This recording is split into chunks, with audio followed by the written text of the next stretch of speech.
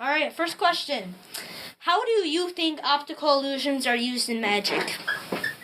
Well, we use them all the time. I don't know if you ever saw the National Geographic TV show called Brain Games. Yeah. Oh, I've seen that a few times. Yeah. Mm-hmm.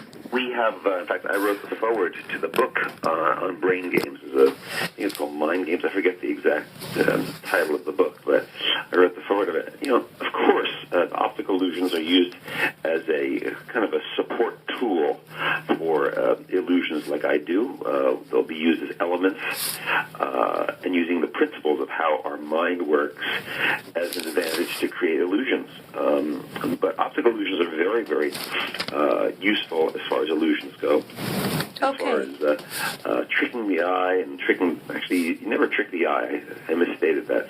You kind of trick the brain, use the concepts and precepts that the brain has to make things look different to your head, and those kind of things are used in illusions all the time. So I pay very close attention to that, all the science things that are available to incorporate in the illusions that I do. All right, thank you. And have you ever studied the science of how we see to better your magic? Explain what you mean. Kind of like the scientific reasoning for how we see and how our brain cooperates with how we see. Again, that's pretty much the same answer. I of course do. It's not just how our brain sees things, but also psychologically how we think and why we react the way we do is very important. It's very it's actually easier to fool a scientist or a PhD scholar than easier to fool them to make to make a piece of magic amazing for them. Easier than to amaze a child. A child sees things much more simply, and they don't have all the concepts and precepts. Oh, okay, cool. All right. But let me finish. Okay. Hold on. Yeah. Sorry. I have more to say. All right. Well, it's funny answering some of his other questions. That's why he was like, oh. Yeah. I mean, the thing is that all of the people who are easiest to amaze are people with a lot of knowledge, because you can use that knowledge to misdirect the mind, misdirect the eye, where a child will see things in a very simple way. So the answer is yes. Okay. All right. Why do you think people are so fascinated with magic and illusions? We have a need to dream. We have a need to be amazed. Einstein, Arthur C. Clarke, a lot of great scientists and authors, Mark Twain, all have great quotes which you should look up about magic and how important it is for us to survive, to have knowledge, but also to dream and to fantasize and have hope for things that we don't understand. So I think magic sustains even through all this technology and all this science. Magic sustains because people have an innate need to dream and be transported into a place that will make them have hope for the future of possibilities that don't exist now. Okay. Okay. Feel free to ask the same question that I may have answered already. Okay. All right. Where do you see optical illusions going in the future as far as magic and tricks? I think the more artists there are, and thank God there are artists, the more optical illusions will continue to be created. And I'm talking about painters, graphic designers, people like that will interpret existing optical illusions, and in doing so, create new ones. Okay. There's lots of classic optical illusions, but we continue to come up with more things as science progresses. Many different things. So there's many more to be created, and every year more things come about. Ask it. Yeah. All right. Do you ever use technology when you create your illusions? All the time. In fact, if you want to look up USA Today, Look up David Copperfield in USA Today. There's a whole article a few months ago about how I use technology in my magic. I do magic with iPhones and iPads in my show. I use emails and embrace this today in the illusions. In the past, people that in the 1840s, there was a guy named Robert Houdin, Robert Houdin. In English, it would be Robert Houdin. Not Houdini, but Robert Houdin, who used the technology of the time in his magic. The technology at the time was automatons, little robots that would fascinate the world because they moved very in a human-like way. He took that technology that exists and incorporated it into his show to make it very, very kind of current. Well, I do the same thing today with robots and stuff that are still cool, but what people understand are very familiar with, like iPhones and emails and all that stuff, is part of what we do in our lives. So I've taken those things and incorporate that and find ways of using magic principles and new principles, incorporating that technology. Does that make sense? Yeah, that does. All right, thank you. So when you perform, does the audience's viewing angle ever affect your performance? Absolutely, and it makes it harder when I do things from multi-angles. It's very easy for a lot of magicians to do magic on TV. There's only one eye, basically, one viewing angle, and that makes it way easier. If you ever do magic and you vanish a coin or a ball in your hand, it's easier to do that for one spectator. To do it for a few spectators, it makes it even harder. And if you're surrounded with people all around you, it makes it really hard because you got people looking at you from every single different side. We've tried to push the envelope, and the last special that we did was doing magic in an arena around where all the illusions are done in a circular setting. So it makes it really, really hard. So the answer is yes. Mm-hmm. All right, thank you. What age groups are best to perform to? I think every single category of intelligence and experience is different. It's always a challenge. As I told you before, really, really smart scientific people are probably the easiest to amaze because they look through things very analytically and scientifically. And normally, magic principles are not scientific. They're very simple and primal. They're so kind of wound up in technology that they're not seeing the simplest answer. All right. Of course, they're so much fun. Yeah. You watch your eyes open and just be fascinated with things. But kids today are becoming scientists, as I can tell you are too.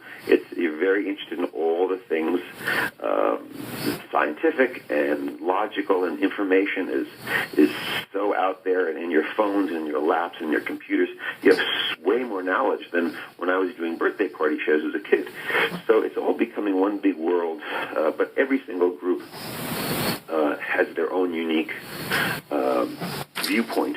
You talk about, how many points of view, the view category, and your other question about, is point of view and angle of view also angle of view mentally is the same thing. Your how much experience you have in life affects how you perceive everything, not just magic.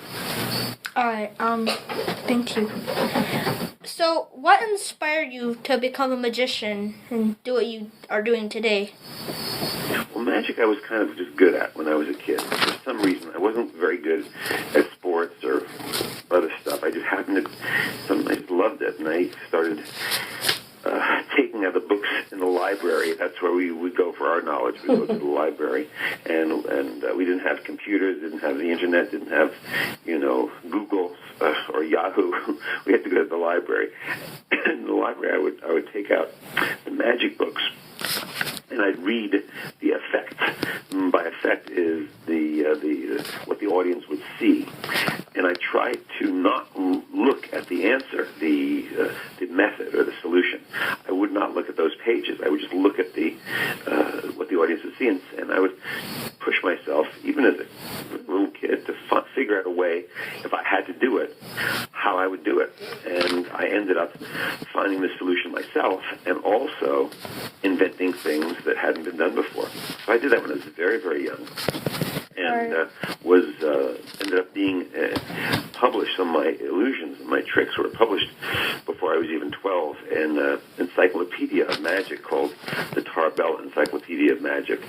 And so magic I was kind of good at. The problem was I really wanted to tell stories. I wanted to have magic be as cool as music and dancing and plays and movies. So I really tried to combine magic with theater in a way that would make it look very, very different. So that's kind of how I started and what my journey has been till now.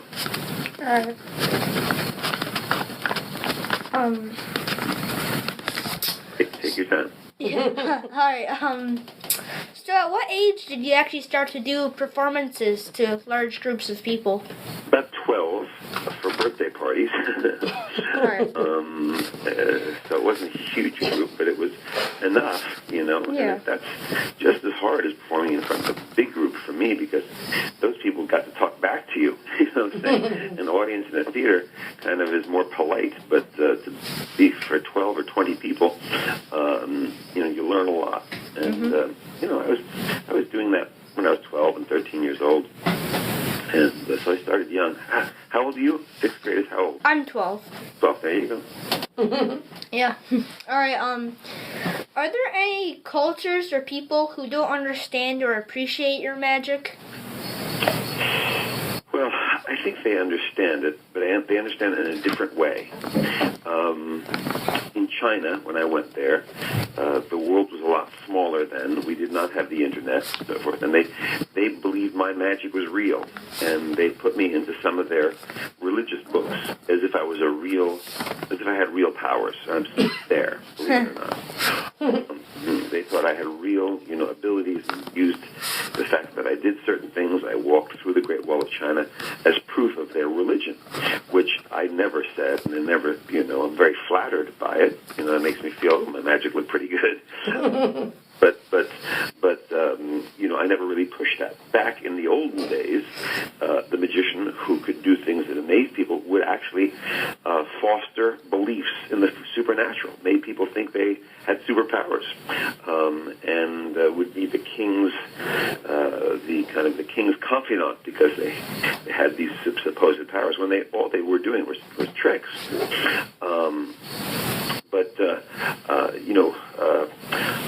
I got lost in your question. Tell me your question again. Alright, the question was, are there any cultures or people who don't understand or appreciate your magic? I got it. Well, again, I went to Malaysia, for example, and there was a witch doctor who threatened me because he felt threatened himself that I was going to, make him look like he had less powers than me. Oh, I'm just a performer. I'm just like a singer or a dancer, a film director. But certain people, for example, in that time believed that I was a threat because I was able to do magic. When I went to Russia the first time, the Russian church forbid people from going to my show because they thought it would be supernatural powers. And finally I explained to them that no, it was not that. This was just entertainment. So, having understanding for what magic is very important. People will think, one of the first books ever written on magic was called The Discovery of Witchcraft. Discovery of Witchcraft. And it was written about the kind of magic that I do or you would do. It's simple hand things and magic principles. But it was to show that it wasn't about witches and it wasn't about supernatural powers. It was very simple. And the king at the time, King James, ordered all those books burned because he wanted people to fear witches and supernatural things. The book shows how magic works, but they wanted kind of people to be fearful of something. And the king ordered all the books burned, and eventually, that changed, and people understood this is entertainment. So yes, all different cultures and all different times continue to have an understanding or misunderstanding for what magic is. All right. What places in the world have you found best for performing? You know something? What you should do? Let me give you something to look up. Okay, for your little research. I just did an op-ed piece in the New York Times. Talks about this subject. In the New York Times is an article that I wrote about a month ago. I think it's called. Well, just put David Copperfield New York Times, and you'll find a story about the power of magical thinking. I think of the power of magical thinking. It talks about that. And you should look at the Brain Games book. And you should also look at, there was something else that would be helpful in this category. This question was, tell me again the question. I just wanted to... Yeah. What places in the world have you found best for performing? You know, each country reacts differently. Or I should say they used to react differently. When I went to Japan for the first time, the Japanese people who were so smart and so lovely they thought by applauding they would disturb me. They didn't realize they should applaud to do my magic. And they loved the show, but they sat there not reacting. And then the second time I came back, they started to see a lot more rock concerts and see a lot more musical performances, and they realized that my magic was the same as that, and they could have fun and make it like a big, party. And so they changed their reaction, because the world now had the internet, had, a lot more television communications. And so slowly, little by little, I think the world is becoming more the same because people have access to what's happening in other places of the world.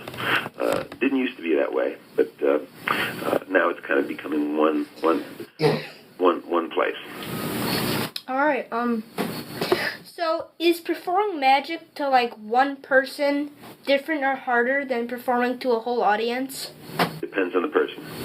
Mm-hmm. It really depends. I mean, it's like, as I said before, when you have to perform with one person, you only have one person to really worry about what you're doing, what you're having to hide or where you have to misdirect.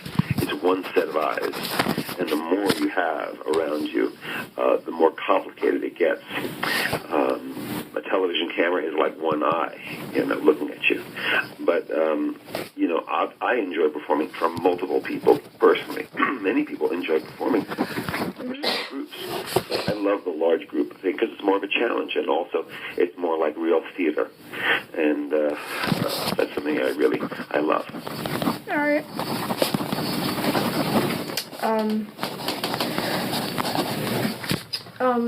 What do you think you would be doing if you weren't a magician? Film director. Mm-hmm. All right. It's just pretty much very similar in many ways. It's telling stories, it's creating fantasy, it's moving and inspiring an audience. That's what I would be doing. In the way that Walt Disney did it with his films, in the way that my idols really weren't other magicians. My idols were Walt Disney, and you can look these names up: Gene Kelly and Fred Astaire, Orson Welles, and Victor Fleming, who directed Gone with the Wind and Wizard of Oz. People that really transported people. And the difference is that they use the cinema, use the camera, use film and stories, and I use magic and live theater. So. All right. Has any other magician ever fooled you? Momentarily. Momentarily. In other words, for 1 second, they go, wow, you go like that, and they go, oh, and you go, oh, okay, then your mind starts to deduce it. But it's a glorious second or two, which I really love. I love the feeling of feeling like a child again. Unfortunately, I'm kind of poisoned by everything I know. So the feeling lasts a very short period of time, and it happened maybe 2 or 3 times only. All right, well, thank you. You're probably not going to be in Michigan anytime soon, but if you are for some reason, my presentation date is April 29th. Are you going to record it? Yes. You record. Is it a live presentation or a written presentation? No, I'm presenting to a group of people. That's awesome. Is something going to videotape it? Yeah, we videotape could. it for practice. We Yeah. can send you a copy if you like. That would be awesome. I want to see if I got my part right.